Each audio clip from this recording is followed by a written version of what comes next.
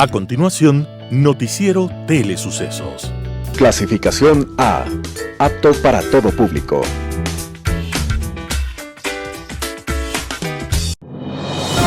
Inicie el día bien informado. El mejor noticiero de la mañana informando para usted. Noticiero Telesucesos. Primera parte del noticiero Telesucesos con las noticias más importantes del día. Estimados televidentes, bienvenidos a una emisión más de su noticiero Telesucesos.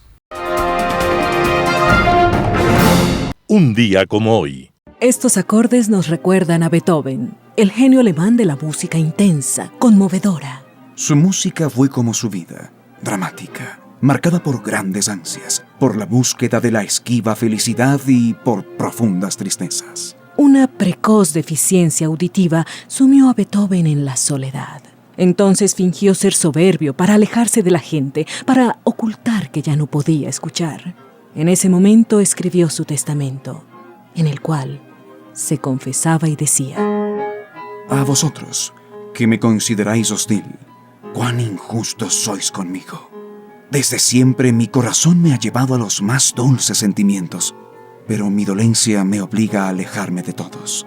Cuando leáis esto después de mi muerte, perdonadme, y que el mundo pueda reconciliarse conmigo. Hoy y siempre, los amantes de la música no solo estamos reconciliados, sino agradecidos con Beethoven. Su música sigue llenando el alma y los escenarios. Un día como hoy, Beethoven, el hombre del gesto y la mirada ruda, estaba partiendo para siempre. En el último minuto de su agonía, a las 6 de la tarde, una tormenta se desató sobre Bonn. Entonces, abandonando su letargo, Beethoven abrió sus ojos por última vez, se incorporó con gesto furioso y lanzó varios puñetazos al cielo en actitud soberbia. Entonces se desmadejó pesadamente. Su corazón había dejado de latir. Fue el último momento de Beethoven. Fue un día como hoy, 26 de marzo de 1827, y aunque ya no está entre nosotros, desde entonces, Beethoven existe en nuestra memoria agradecida. Lo mejor de la mañana informando para usted. Titulares. Las empresas públicas en liquidación tienen 429 millones de deudas. Comenzará la audiencia preparatoria de juicio contra la Secretaría de Salud en la ciudad de Quito. Consulado de España cierra atención presencial de su oficina en Quito por 8 semanas. Centenar de estudiantes obtuvieron 0 en el examen de acceso a la educación superior. OMS dará sus conclusiones sobre la ivermectina la próxima semana. Vida y tecnología con el tema desconexión digital. Perú sigue diagnosticando con pruebas rápidas investigación de código vidrio. Segmento de opinión, pacificar al país, evolución del Frente Cívico Ecuatoriano. Y en editoriales, Roberto Aspiazu, la trivialidad del odio. Roberto Aguilar, finalmente hubo debate pese al comité de debates. Iván Ulchur, el teatro salvó el debate. Y Mauricio Gándara, mi vida vale más que la tuya. Noticias del día con Carla Sánchez. Las empresas públicas en liquidación tienen 429 millones de deudas. Empresas en liquidación como TAME, Ferrocarriles del Ecuador, Centros de Alto Rendimiento, Correos del Ecuador, Medios Públicos y Siembra, entre otras deudas y obligaciones por pagar, llega a 429 millones de dólares. Entre 2017 y 2021, el personal de las empresas públicas en liquidación pasó de 6.174 a 900 personas, es decir, una reducción del 85% de los pagos de liquidaciones, que no se han completado hasta que se terminen los procesos de cierre.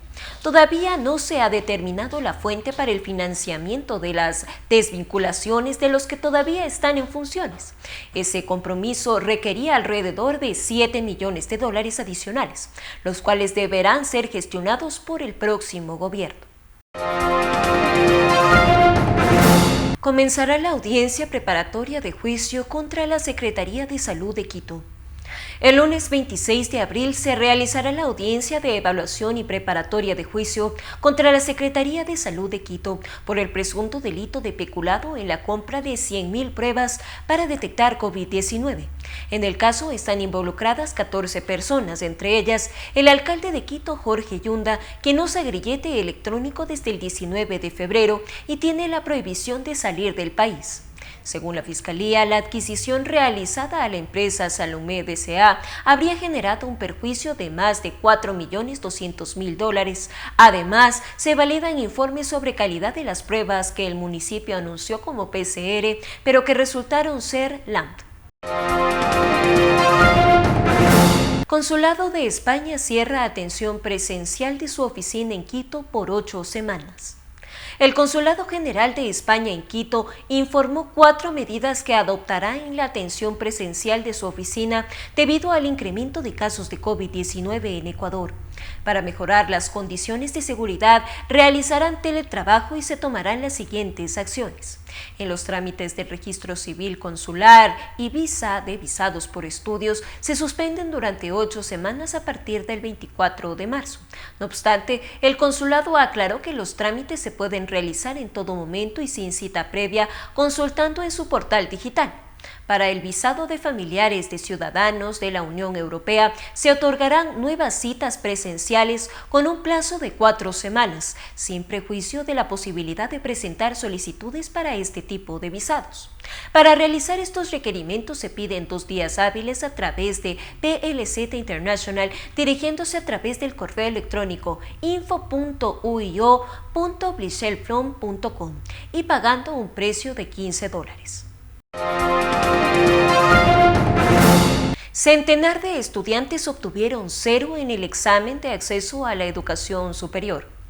83.580 personas culminaron su evaluación sin ningún tipo de inconveniente técnico. Así anunció el principal de la Secretaría de Educación Superior, Ciencia y Tecnología e Innovación, CENESID, Agustín Albán. En el desarrollo de la prueba se identificaron 956 casos de deshonestidad académica, que representa el 1% de los evaluados, confirmó Albán mediante redes sociales. Los intentos de copia identificados por el sistema de seguridad cerraron la sesión de manera automática, por lo que esos postulantes obtuvieron un puntaje de 0.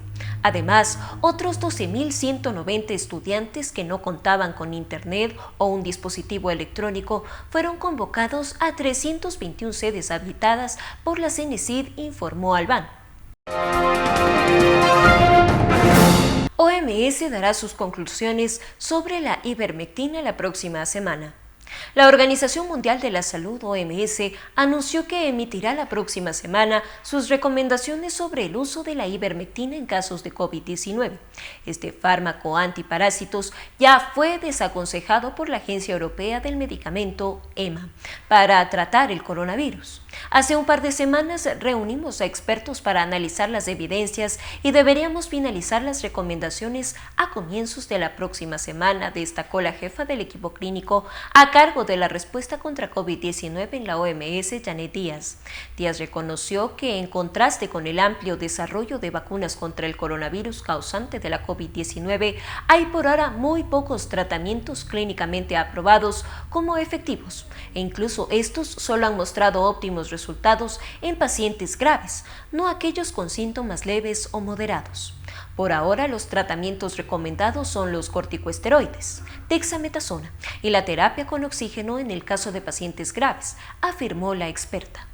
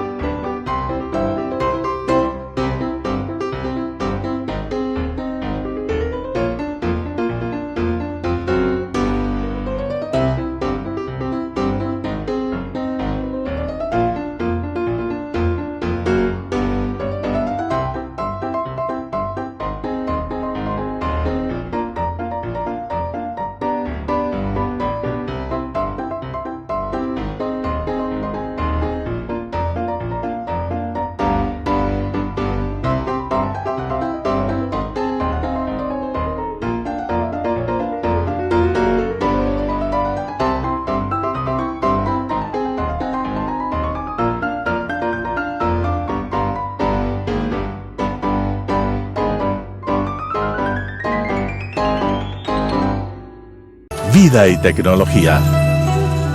Hola amigos, ¿cómo están? Esto es Vida y Tecnología en su noticiero Telesucesos. Queremos hablar de un aspecto de la conectividad que es diferente a lo que hemos pensado y por eso hoy queremos hablar de la desconexión digital. Desconexión digital significa tener, primero, tiempos distintos para trabajo, para distracción y para saber cuánto espacio, cuánto tiempo de nuestras vidas les estamos dedicando a estar conectados. Hay una organización que le vamos a mencionar, review.org, que está pagándole más de $2,400 a las personas que quieran participar de esta experiencia de tener 24 horas sin conexión. ¿Qué les parece? ¿Es fácil o difícil? Bueno, no es tan fácil. Piensen todas las opciones que tenemos de conexión. Una pantalla de celular, una pantalla de computador, una pantalla de televisión. También los otros aparatos que nos permiten estar conectados. Por supuesto, los teléfonos en general, los teléfonos de la forma tradicional y los actuales. Para las personas, tener presente que la desconexión es importante es algo que se está perdiendo. Por eso están planteando este reto de el que quiera participar en este proyecto va a recibir primero opciones de qué hacer, es decir, dibujar a mano alguna cosa, evitar las selfies, evitar las redes sociales, leer libros físicos, no libros a través de una tableta, por ejemplo, hacer actividades al aire libre, hacer actividades físicas en casa. Resulta que 24 horas de desconexión es lo que los especialistas consideran que se debería tener al menos una vez a la semana. No sé qué tan fácil sea para usted, pero les invitamos a pensar en este tema y probablemente no llegue a 24 horas en una semana para desconectarse, pero sí les invitamos a pensar cuántas horas debería desconectarse usted de los aparatos electrónicos. Siempre dicen que para conciliar el sueño más placentero, usted tiene que dejar cualquier pantalla, es decir, televisión, es decir, celular, es decir, computadora, al menos 2 o 3 horas antes de su hora de sueño.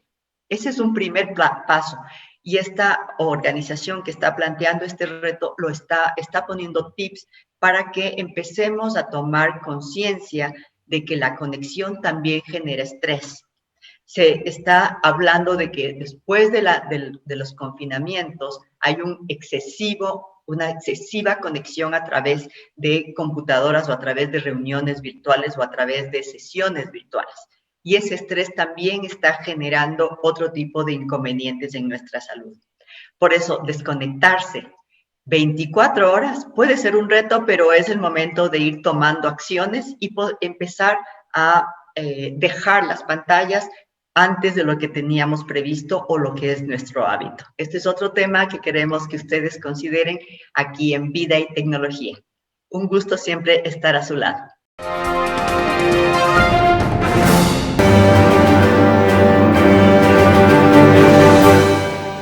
Bienvenidos a la última entrega de la investigación realizada por el portal digital Código Vidrio y revista Vistazo denominada Tras las huellas del dragón en la pandemia.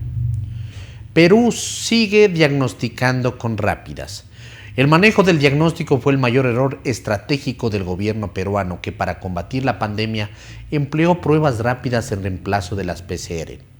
En eso coinciden médicos, científicos y académicos consultados. Más del 80% de los test, buena parte defectuosos, provino de laboratorios chinos, incluido Guangzhou. El 6 de marzo se descubrió la primera víctima de COVID-19 en Perú. Desde ese momento el gobierno buscó contener la pandemia. Entonces era vital mapear los contagios que llegaron en olas sucesivas en varias ciudades, poniendo al descubierto el precario sistema de salud y su lenta respuesta.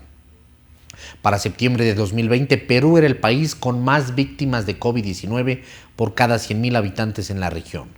La autoridad de salud confirmó que las pruebas aplicadas en el país, el 75% era rápida de anticuerpos y solo el 25% moleculares. La intención era que se detecte en las primeras semanas a las personas. Para ello necesitábamos la prueba molecular PCR, pero no la hemos tenido por múltiples razones, explicó la ministra Pilar Macetti en febrero. En febrero, la funcionaria dimitió por el escándalo relacionado con las vacunas de cortesía que entregó el laboratorio chino Sinopharm. La razón de la escasez, según el biólogo Patrick Wegar, miembro de Open COVID Perú, era la demanda desbordada de esas pruebas y sus complejos equipos en Europa, Asia y Estados Unidos. Para entonces, la única forma de contener el brote era la cuarentena, que se decretó cuando se confirmaron los primeros 71 casos. Entonces se decidió comprar pruebas rápidas desarrolladas en China y Corea como complemento de los escasos test moleculares disponibles. Aunque el Ministerio de Salud anunció que serían usadas para vigilar el movimiento del virus, la estrategia sobre su aplicación suplementaria no se conoció ni se aplicó adecuadamente. Mientras la pandemia se multiplicaba, el aumento de test moleculares no se concretó. Entonces, el uso de los kits rápidos se volvió el estándar nacional de diagnóstico. Entre el 5 y 10 de julio, en la sede del Centro Médico Auna, dentro de un auto en Lima, me hice la prueba rápida y me costó cerca de $40. Me la hicieron porque sospechaba haberme infectado de COVID-19 al tener fiebre y escalofríos el día anterior, cuenta Diana GCF, de 26 años, quien estaba convencida que así le estaban diagnosticando si estaba o no contagiada. Aunque salió negativa, decidió aislarse en su domicilio por 14 días, ya que trabaja en una oficina con aforo mínimo. La toma de estas pruebas se volvió una práctica generalizada en las empresas públicas y privadas. Tras declararse el fin de la cuarentena estricta, a fines de junio, Elvira G., de 32 años, se hizo la prueba rápida junto a 30 o 40 personas que regresaban a sus trabajos, que eran sobre todo manuales. Trabajo cuidando a un niño y regresaba a casa donde vive su familia, luego que el gobierno diera fin a la cuarentena. Salí negativa, contó.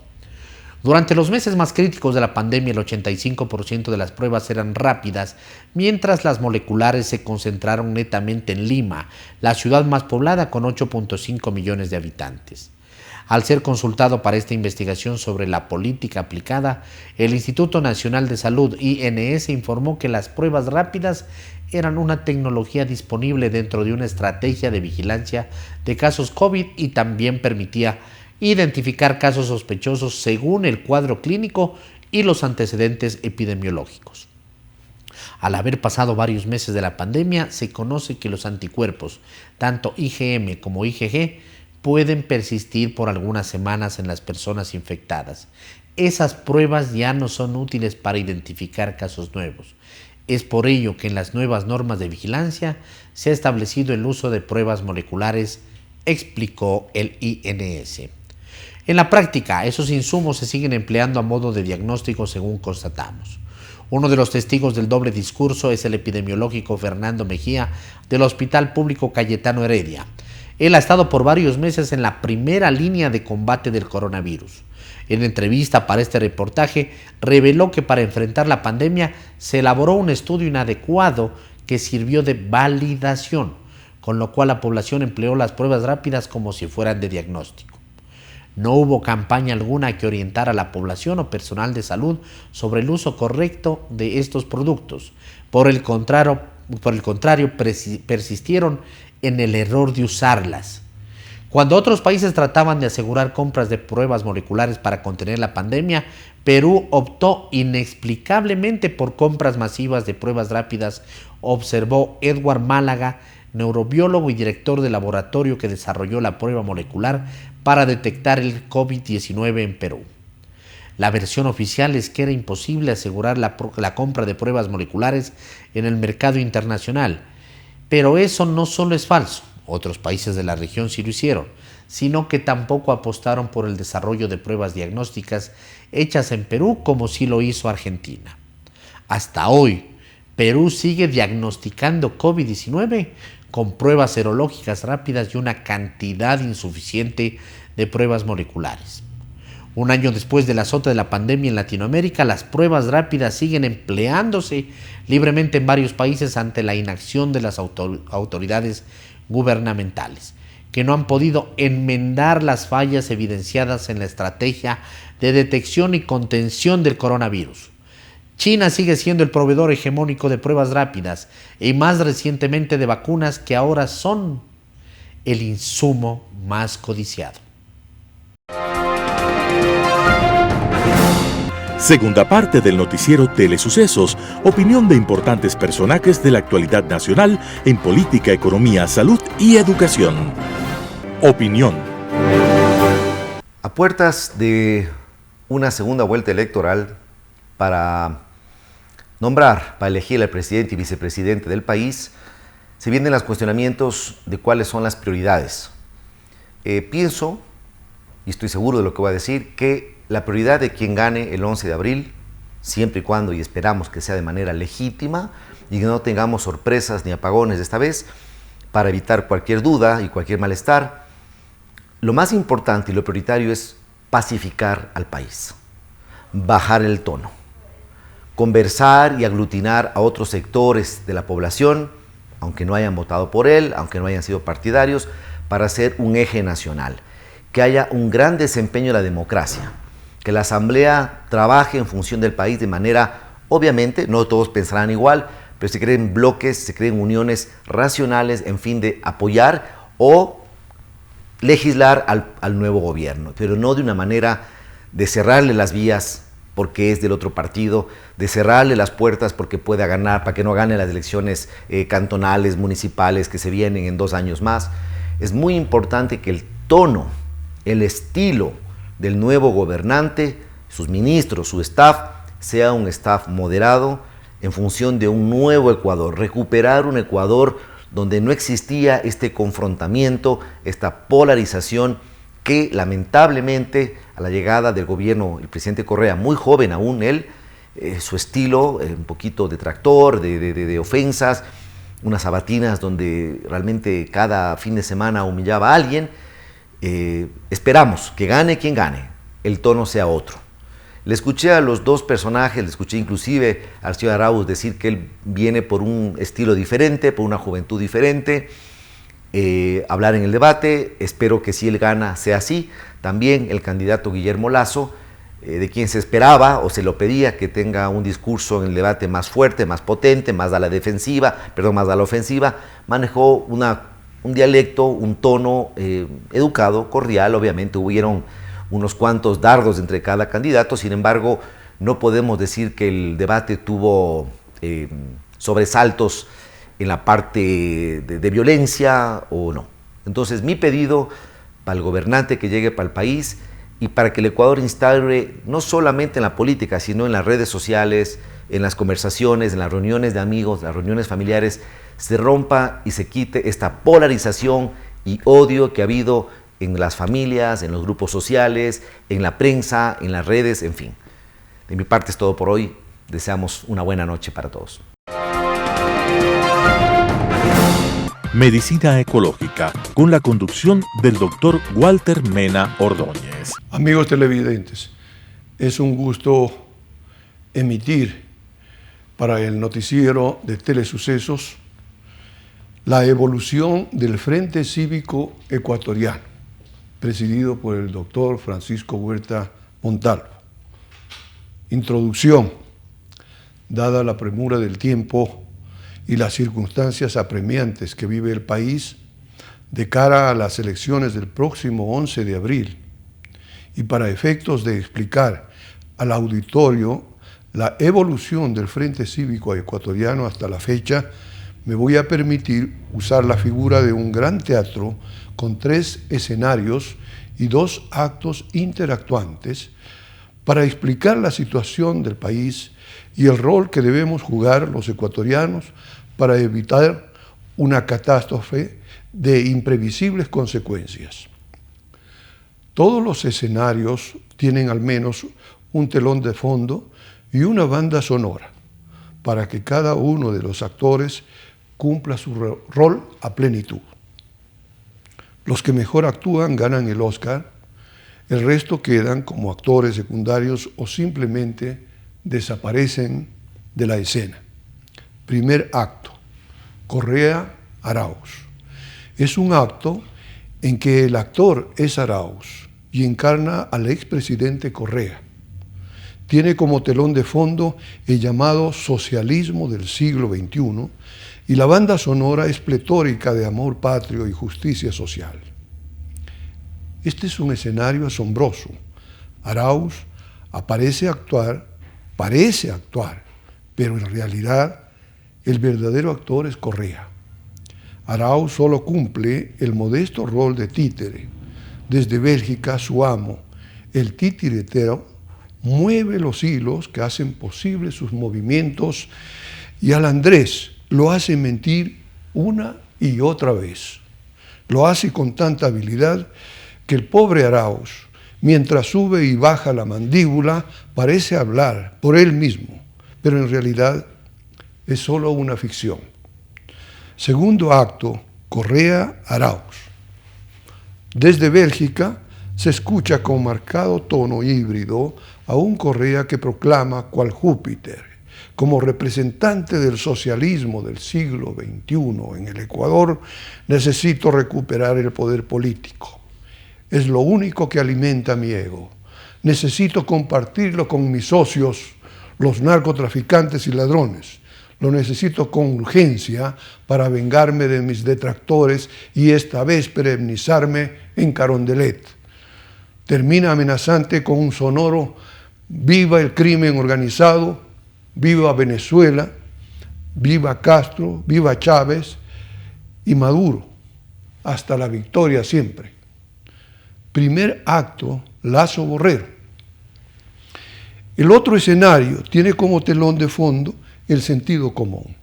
Como actor principal está Lazo, que interpreta un rol hecho de retazos, algunos tan antiguos que hacen reminiscencia al medioevo, y otros, sobre todo en la preparación del segundo acto, el protagonista aparece con zapatos rojos, predica la defensa de la naturaleza, de los grupos LGBTI y combate la violencia contra la mujer y se proclama defensor de la causa indígena. La banda sonora es desconcertante porque a veces se escucha en la lejanía cánticos gregorianos y en otros momentos suena escandaloso el ardiente reggaetón. Segundo acto, Lazo Borrero. Desde la perla del Pacífico se escucha una voz altiva, genuinamente arrepentida, llamando al encuentro con todos los ecuatorianos. Reconoce la falta de equidad en la distribución de la riqueza generada fundamentalmente por la codicia de algunos y promete rectificar. Vamos al encuentro de una nueva democracia, con voz calmada, dice, donde vivamos sin miedo y forjando un país de bienestar con libertad, dignidad y honestidad. Resueltamente convoca a la conformación de un gran frente de salvación nacional para rescatar la democracia y enfrentar la dictadura del socialismo del siglo XXI. Primer acto del pueblo organizado. Hay un tercer escenario donde todos los ecuatorianos son actores. Actúan en las calles de las grandes ciudades y en los pequeños pueblos a través de los comités por la defensa de la democracia. También lo hacen a través de las redes sociales. Miran con asombro a Arauz y Lazo. Se preguntan unos a otros, ¿son reales o virtuales? ¿Hablan con la verdad o mienten para que votemos por ellos? El telón de fondo en este escenario es un tercer camino que se diferencia de los dos restantes por su autenticidad. Es el pueblo organizado. Comienzan los diálogos acompañados de una suave melodía y surgen las interrogantes. ¿Qué es el socialismo del siglo XXI? Un coro responde con voz potente, es dictadura. Inmediatamente se escucha, ¿qué es democracia? Y el mismo coro responde con fuerza, es libertad. Quienes representan a la dictadura y todos a viva voz gritan Arauz Correa. ¿Quién representa la democracia? Y todos sin titubear. Y fuerte responden Guillermo Lasso. Segundo acto del pueblo organizado. La conciencia ética surge como un manantial de agua cristalina. Se recupera la dimensión histórica y profunda y sincera de la palabra. Winston Churchill aparece para recordarnos que para derrotar al fascismo es necesario salir de las aguas tormentosas de la retórica y la causalidad para pisar en el terreno firme de los hechos y los resultados. San Francisco de Asís lo secunda diciendo: hagamos lo correcto, porque de ese modo estaremos preparados para hacer lo posible y también lo imposible. Para rematar con broche de oro, Simón Espinosa, con lucidez y sabiduría, hace una maravillosa proyección del futuro, pro Ecuador, y dice con voz diáfana: el cielo recobra su azul, las aves volverán a cantar, el barco de la esperanza atracará en el puerto de la ría y su ejemplo contagiará a la gente de salud en todas las provincias de un país que responde con fortaleza y callada tenacidad.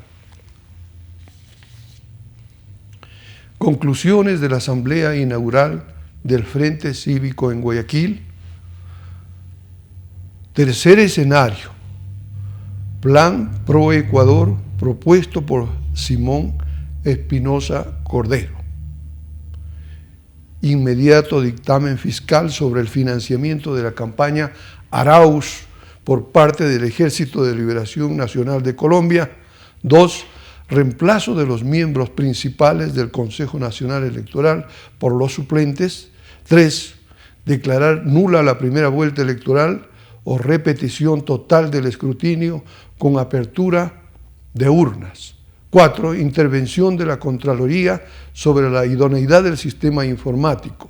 5. Intervención de la Fiscalía con el apoyo de las Fuerzas Armadas con base en el artículo 158, incisos primero y segundo de la Constitución vigente, relativos a la obligación de precautelar el derecho de elegir y ser elegidos, y al principio de soberanía nacional.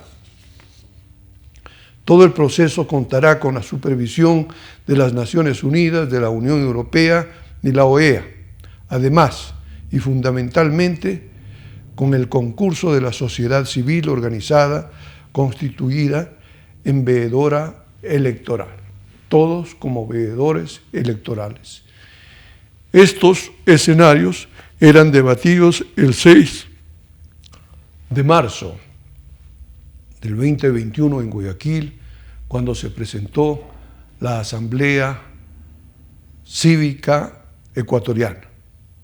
Hoy, a pocos días de la segunda vuelta, encuestas internacionales de reconocida solvencia técnica y ética dan la victoria a Guillermo Lasso. Pero esto de ninguna manera debe hacernos bajar la guardia. Más bien debe motivarnos para que cada uno, donde quiera que estemos, nos incentive a seguir luchando en defensa de la democracia y rechazando la dictadura. Principios que orientaron la Asamblea de Guayaquil. No obstante la pandemia de la COVID-19, la sociedad civil está motivada y lista para actuar en función de país. 2. El Frente Cívico Ecuatoriano es el germen del poder ciudadano que trasciende el proceso electoral para proyectarse al futuro en procura de forjar un Ecuador de bienestar con honestidad. 3. Todos como un puño a trabajar en equipo y cada uno hagamos nuestra parte para salvar la democracia. 4. Amparados por la Constitución y las leyes, asumimos el liderazgo de la sociedad civil organizada.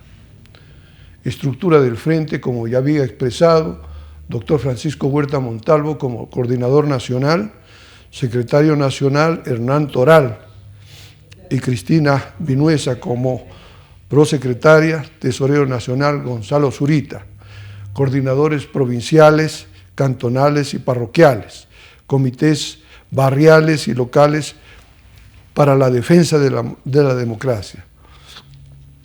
Se ha elaborado un plan de acción de corto plazo hasta el 11 de abril del 2021.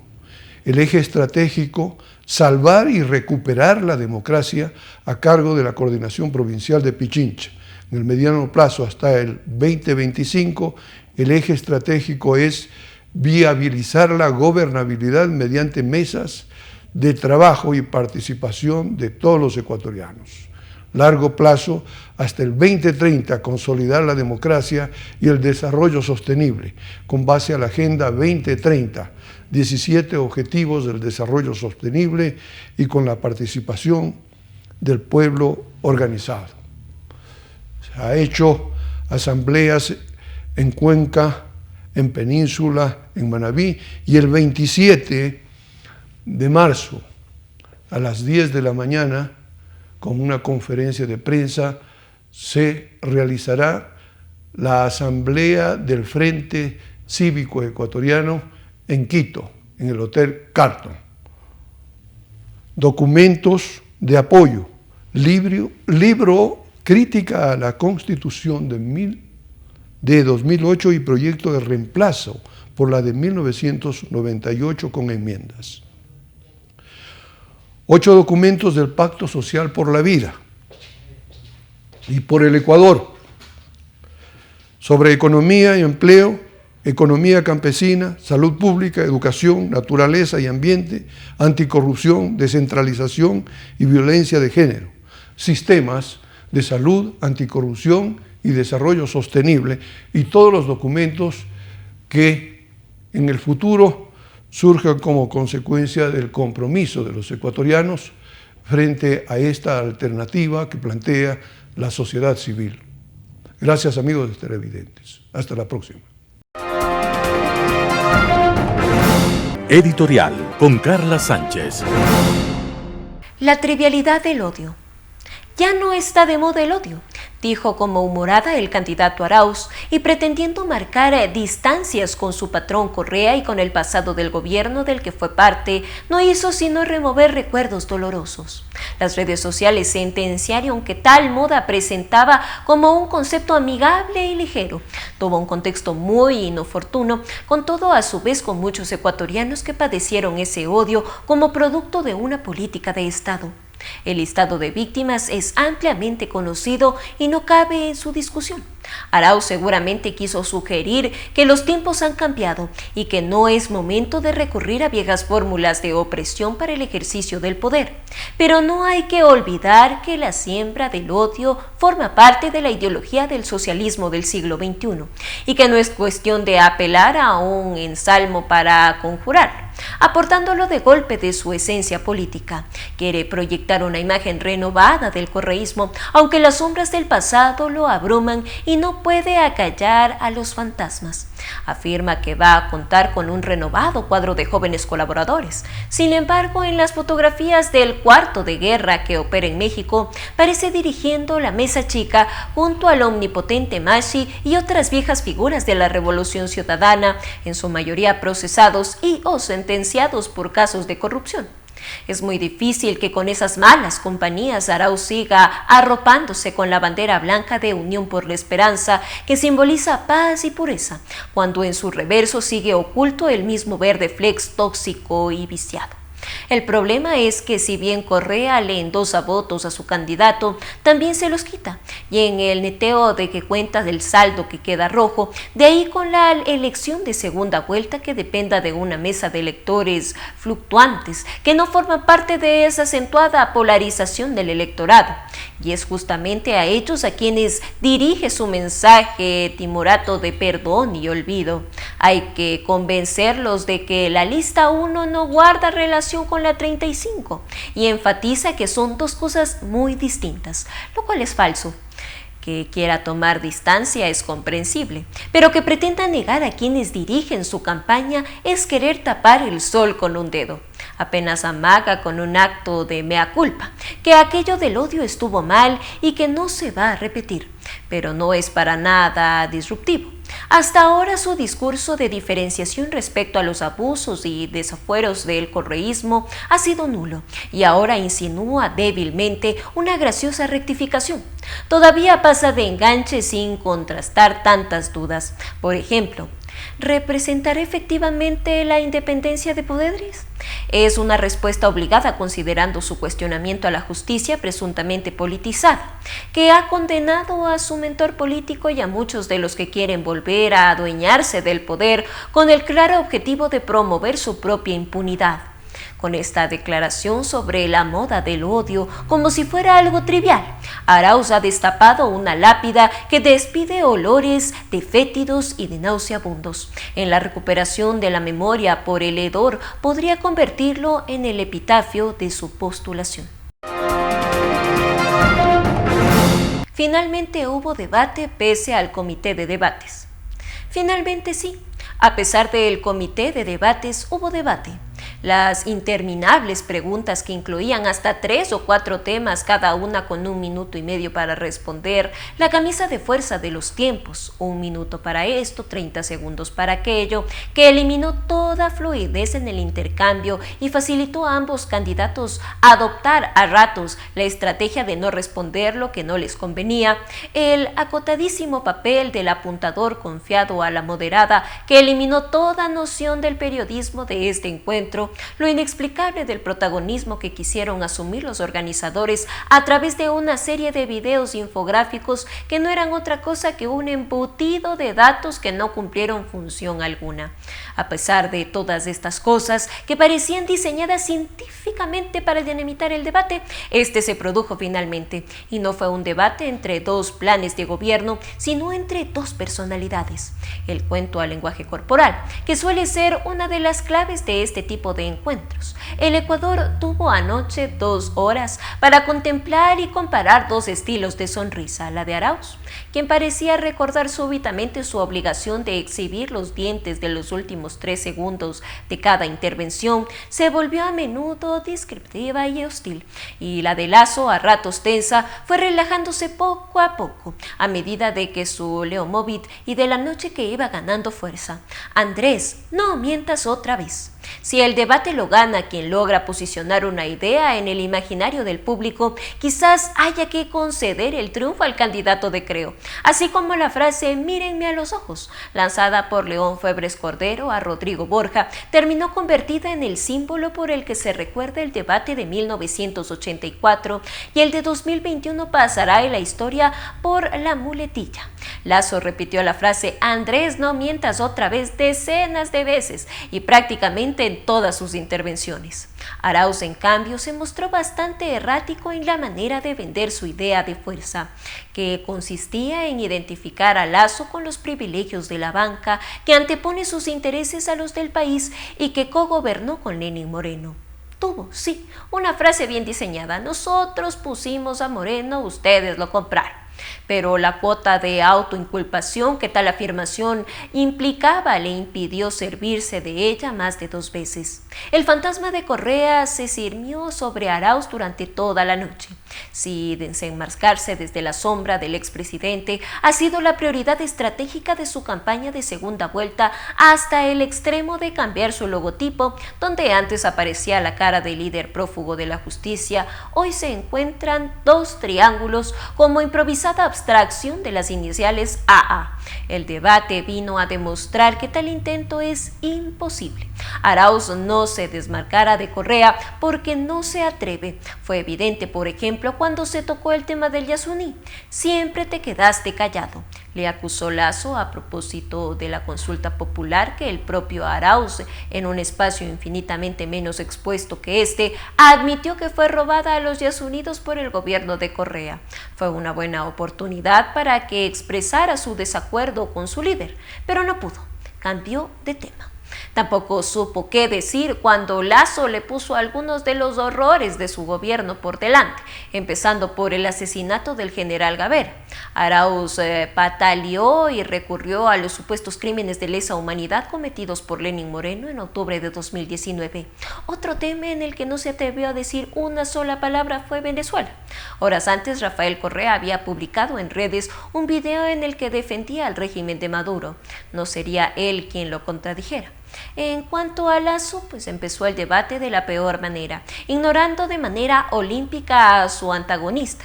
Lo hizo incluso cuando la pregunta de que éste le había planteado era un juego de niños. Entre el beneficio del Ecuador y el de su banco, ¿cuál elige? Y Lasso se puso a hablar de la pandemia como si no fuera con él.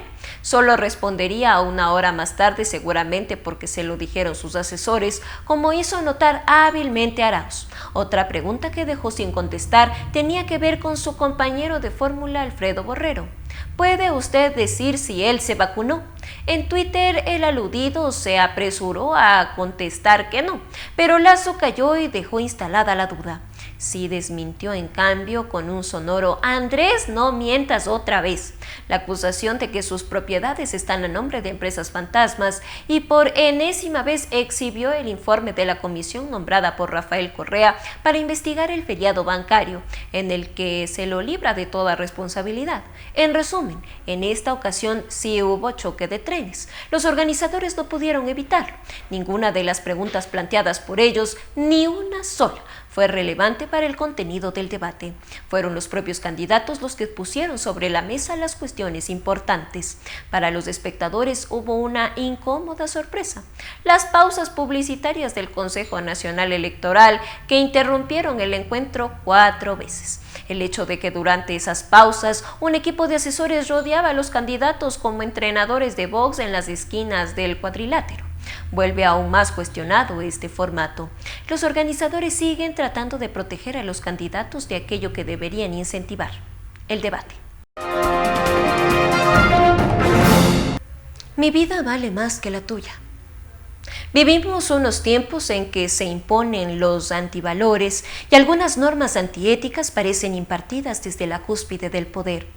Cuando los 2 últimos ministros de salud han tenido que dejar sus cargos y alguno huir por haber determinado que personas merecen vivir más que otras, y cuando la confianza de las autoridades se ha hecho añicos, el presidente parece hacer nombramientos ministeriales que en la forma son válidos porque los decretos son obligatorios, pero en lo ético son repulsivos.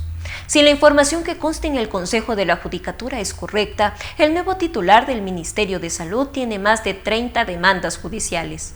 Es en esa persona en la que tiene que confiar la población para la adquisición de vacunas y para su aplicación correcta, respetando el orden de los protocolos dictados por la Organización Mundial de la Salud. Si esa información es equivocada, deben desvanecerla. Caso contrario, el funcionario debe ser reemplazado. Hay un profundo sentido de abandono en la población porque, sea el gobierno que determine qué vidas valen más que otras, el presidente de Italia ha dado un ejemplo universalmente admirado. Cuando le ha tocado el turno con sus 80 años y luego de que han sido vacunados más de 6 millones de italianos, ha concurrido al hospital sin privilegios a esperar ser llamado. El nuevo secretario de Gobierno de Gabinete ha revelado algunos nombres de ministros que han sido vacunados preferentemente. Al hacerlo, ha quedado reconocido que no hay ninguna norma de confidencialidad y por lo tanto deben entregarse al público todos los nombres de los que han sido vacunados. Cuando el mundo conoció que ya existían vacunas contra la pandemia, dije que para apreciar nuestra eficacia debíamos compararnos con los progresos que hiciera Chile. Pasados unos poquísimos meses, vemos que este país hermano va a la cabeza en el mundo en la vacunación de su población. Nosotros estamos al último. ¡Qué ineficiencia! Es por esto que, por mucho más que en el debate entre los candidatos presidenciales, estos procuraban desmarcarse de la relación con el presidente. Lasso lo incorporaba a los 14 años del correísmo y Arauz le respondía diciendo que ellos, los correístas, le hicieron presidente a Moreno, pero que otros le compraron. Debemos decir que el debate nos pareció mediocre, más todavía si se lo compra con el que tuvo lugar entre León Febres Cordero y Rodrigo Borja. Estos contaban a su lugar con una larga carrera parlamentaria. Recuerdo que Borja predominó en una sección ideológica y Febres Cordero en la económica. A este deslucimiento del debate contribuyó el examen escolar al que fueron sometidos por el CNE. Abominable que se haya hecho propaganda a sí mismo con tanto cinismo, después del fracaso restando tiempo a los candidatos. No somos pocos los ciudadanos que votaremos independientemente de lo ocurrido en el debate, según los principios que hemos defendido por años en nuestros artículos y declaraciones de prensa. No reelección, justicia independiente, libertad de prensa, política internacional soberana, sin alineamientos de ninguna especie y considerando siempre los intereses del país antes que afinidades ideológicas. El teatro salvó el debate. El primer debate presidencial entre Guillermo Lasso y Andrés Arauz fue de ataques personales. Eran raperos con turno y sin rimas. Se dieron duro con comentarios sarcásticos y sonrisas displicentes. Se trató de un show, como suelen ser los debates, para poner a prueba la actitud, el temple y el ingenio de cada uno. Como pandas rojos que se muestran con garras para lucir más amenazantes que tiernos mamíferos felpudos. Al diablo la difusión de ideas. Los programas de gobierno ya se han repetido miles de veces en varias plataformas.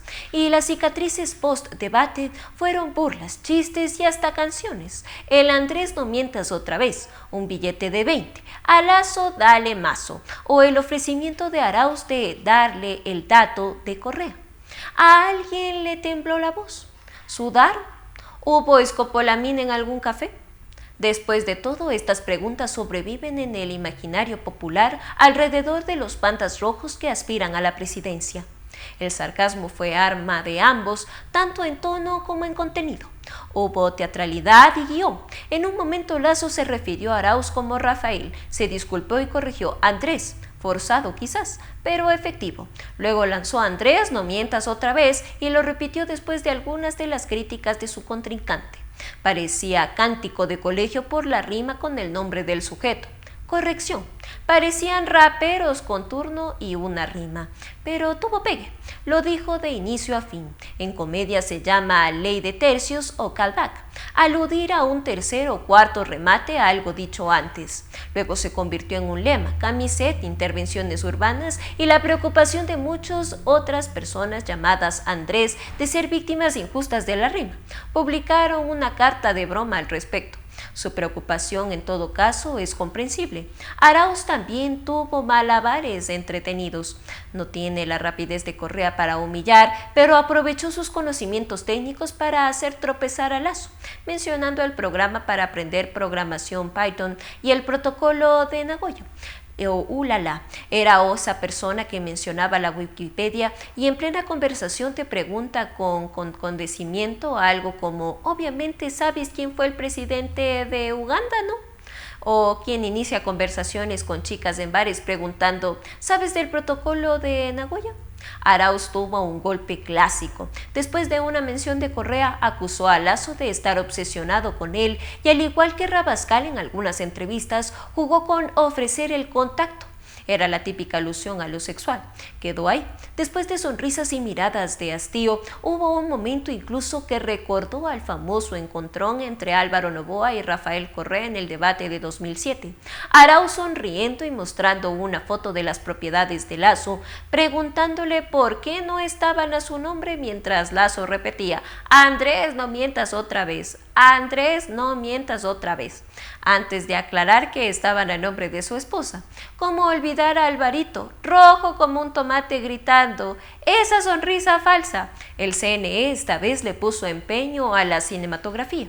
La producción incluyó un enmarque que antes, entre 16 binomios, era imposible establecer, el plano sobre hombros. Este se enfoca en las expresiones de un rostro por sobre los hombros de otra persona. Genera dramatismo visual al ubicar los gestos del otro directamente contra la supuesta perspectiva de quien está al frente. Los camarógrafos lo hicieron bien. Captaron a Arauz apretando los ojos y los labios hacia un lado y a Lasso congelado con el esfuerzo de la sonrisa casi sin parpadear. Era intenso. Uno movía los hombros al hablar y el otro se despreciaba con muecas. Y esto es importante, como en el box. En un intercambio cuenta mucho cómo recibimos los golpes. Podrían ponerse rojos o pálidos o producir una serie de incontrolables tics nerviosos. También podrían llorar o acurrucarse con su mamá. Todo es posible. En su caso fueron la mueca chueca y la sonrisa helada que quedaron para memes, dibujos y para confirmar lo que en redes y medios ya se había dicho de ellos. Bien usados estos hasta podrían ser su apodo de payasos, el mueca chueca y el congelado. Después del debate, Lasso fue el primero en capitalizar la broma. Al día siguiente ya había subido un TikTok que muy al estilo de Herbas lo mostraba dándose cuenta de que Arauz le había robado el billete de $20. Terminaba un sándwich y al momento de pagar descubría que la billetera estaba vacía. ¿Qué sándwich comió el candidato para que no cueste $20? No importó. Lasso tuvo la iniciativa humorística. Arauz, en cambio, intentó apropiarse de la frase con imágenes proselitistas. Andrés, ganaste otra vez. Uno de los ataques más facilones que hacía en contra de Andrés Arauz lo comparaban con Kiko del Chavo del Ocho. Lo llamaban Lelo. Lasso cambió eso para llamarlo algo peor, mentiroso. Lo hizo con cierto ingenio. Él a la vez fue blanco en la misma burla de la primera vuelta y las anteriores campañas. Le dijeron poco espontáneo, gangoso y repetitivo. Arauz fue un poco más lejos, sugirió tapiñada y predeciblemente una obsesión sexual con Correa. El mejor comeback correísta. Lasso es salado, que también sonó como cántico escolar. Otra corrección, raperos con terno y 2 rimas. No fue el debate más épico de la historia ni el más divertido, pero al menos hubo de qué reír. Y el teatro en los debates pues lleva lejos.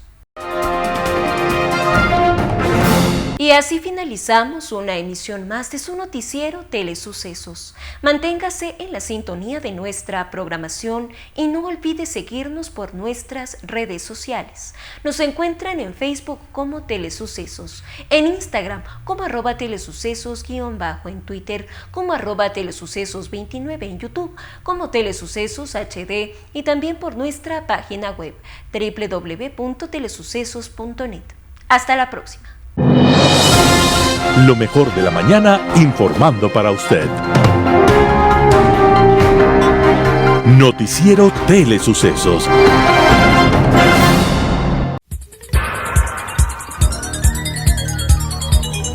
Las opiniones vertidas en este espacio por la producción y dirección del programa son de exclusiva responsabilidad de sus autores y de quienes intervienen en ellos.